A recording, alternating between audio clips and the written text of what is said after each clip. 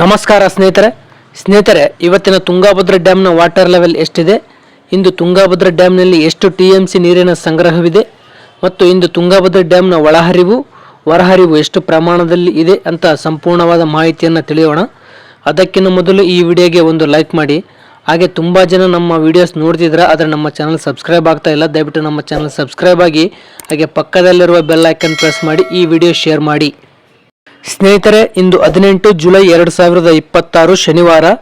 ಇವತ್ತಿನ Tungabhadra ಡ್ಯಾಮ್ನ water level ಎಷ್ಟಿದೆ ಅಂತ ನೋಡೋದಾದರೆ 1603 ಅಡಿ 37 ಇಂಚು ವಾಟರ್ ಲೆವೆಲ್ ಇದೆ.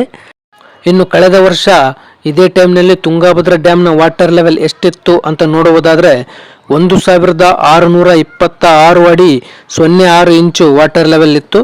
ಇನ್ನು ತುಂಗಾಭದ್ರಾ ಡ್ಯಾಮ್ನ ಗರಿಷ್ಠ ಮ್ಯಾಕ್ಸಿಮಮ್ ವಾಟರ್ ಲೆವೆಲ್ ಇರೋದು 1633 ಅಡಿ. ಸೊ ಇಂದು ತುಂಗಾಭದ್ರಾ ಡ್ಯಾಮ್ನಲ್ಲಿ 26.20 TMC ನೀರಿನ ಸಂಗ್ರಹವಿದೆ. ಇನ್ನು ಕಳೆದ ವರ್ಷ ಇದೇ ಟೈಮ್ನಲ್ಲಿ ತುಂಗಾಭದ್ರಾ ಡ್ಯಾಮ್ನಲ್ಲಿ 80 TMC ನೀರಿನ ಸಂಗ್ರಹವಿತ್ತು.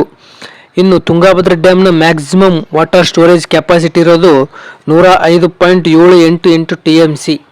ಸೊ ಇನ್ನು ಇವತ್ತಿನ ತುಂಗಾಭದ್ರಾ ಡ್ಯಾಮ್ನ ಇನ್ಫ್ಲೋ ಅಂದರೆ ಒಳಹರಿವಿನ ವಿಚಾರಕ್ಕೆ ಬರೋದಾದರೆ, ಇಂದು ತುಂಗಾಭದ್ರಾ ಡ್ಯಾಮ್ಗೆ 3212 ಕ್ಯೂಸೆಕ್ ನೀರು ಒಳಹರಿವು ಆಗ್ತಾ ಇದೆ. ಇನ್ನು ಕಳೆದ ವರ್ಷ ಇದೇ ಟೈಮ್ನಲ್ಲಿ ತುಂಗಾಭದ್ರಾ ಡ್ಯಾಮ್ಗೆ 33,844 ಕ್ಯೂಸೆಕ್ ನೀರು ಒಳಹರಿವು ಆಗ್ತಾ ಇತ್ತು.